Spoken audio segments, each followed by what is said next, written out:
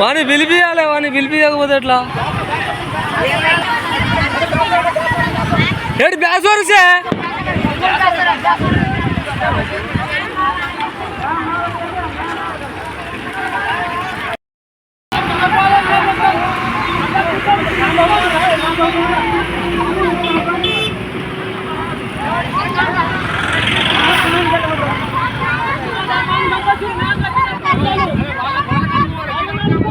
అన్నా అన్నా ఆగవే ఆగు, ఎందుకు టెన్షన్ పడతాను?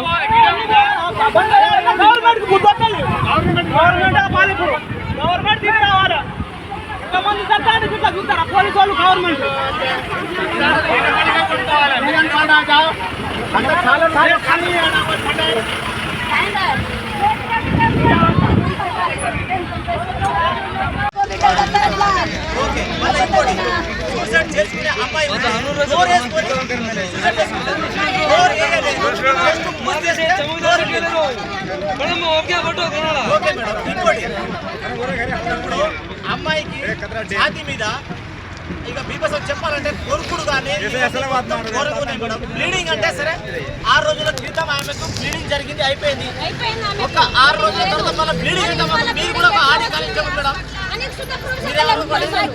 6 రోజుల బ్లీడింగ్ అవుతుందా మేడం? చెప్పండి అదొకటి.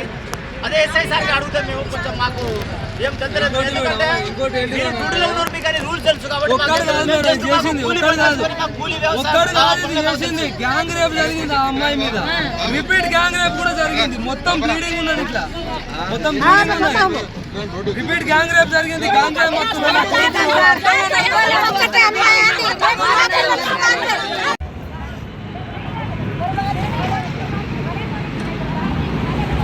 ఇప్పుడు నేనే రాత్రి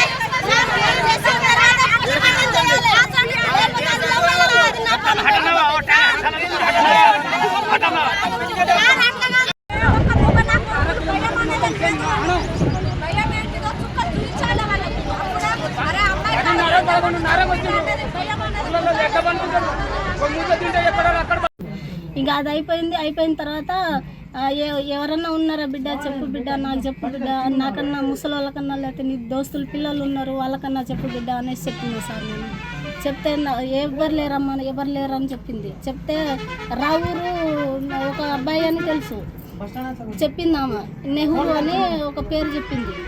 నెహ్రూ, విక్రము, ఇంకా తిరుపతి అనిలు, ఇంకోటి ఏందో పేరంట సార్. అయితే అది చెప్పింది. చెప్తే రాత్రి నాకు ఫోన్ చేసి ఏమైందమ్మా అన్న.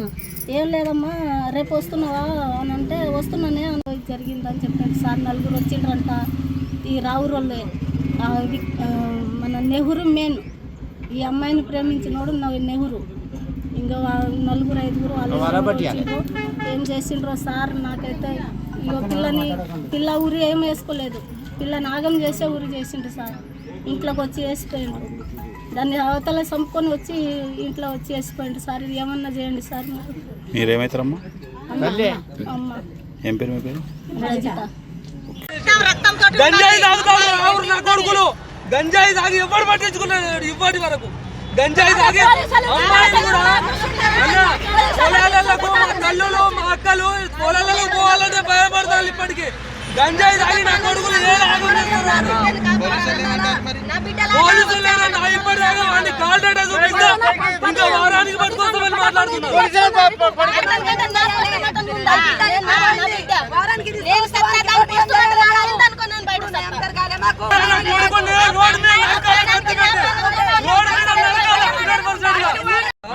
రాయపర్తి మండల్, వరంగల్ రూరల్ డిస్ట్రిక్ట్ మాది. పర్వతగిరి సైడ్, ఇది రాయపర్తి మండల్ డెడ్ ఎండ్ మాది.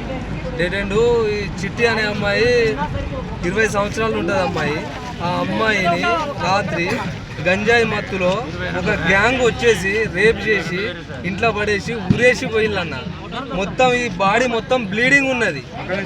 మొక్కజొన్నల చేనుల బండి ఆపి అక్కడి నుంచి ఎటు పోయిలో తెలియదు కానీ మొత్తం బ్లీడింగ్ ఉన్నది. అమ్మాయిని ఇంట్లో వచ్చి ఉరేసి వెళ్ళిపోయిల్లన్న. ఇప్పటి వరకు కూడా ఆ అమ్మాయి కాల్ డేటా కూడా చెక్ చేసినాం మేము. కాల్ డేటా చెక్ చేస్తే ఏమున్నది, ఇప్పుడు పోలీసులో కూడా చెప్పినాం ఇట్లా సార్ కాల్ డేటా ఉంది, వాళ్ళని సస్పెక్ట్ని ఇమీడియట్గా తీసుకురండి, తీసుకొచ్చి వాళ్ళని ఇంట్రాగేషన్ చేయండి అని చెప్తున్నాం. అయినా కూడా వాళ్ళు డిలే చేస్తున్నారు. ఎవరు? పోలీసు వాళ్ళు డిలే చేస్తున్నారు. అక్కడి నుంచి ఇక్కడ తీసుకొచ్చి ఇప్పుడు ఇక్కడ పోస్ట్ మార్టం చేసి వారం తర్వాత అనంటే వారం తర్వాత ఈ గవర్నమెంట్ ఉన్నది ఈ సాక్ష్యాలను మ్యానిపులేట్ చేసేది తెలియదు. మాకు న్యాయం జరుగుతుందో తెలియదు. ఒక గరీబోని బిడ్డకు అసలు న్యాయం అనేది లేదు ఈ దేశంలో. ఇదే వాస్తవం. ఒక పైసలున్నోని కూతుర్లాగైతే ఇప్పుడే పోలీసు వాళ్ళు వచ్చి నూకి మరీ కొడతారు ఆడ. ఎందుకు సార్ ఈ అసమానత్వం అనేది దేనికి వస్తున్నది ఈ గరీబ్ వాళ్ళకు?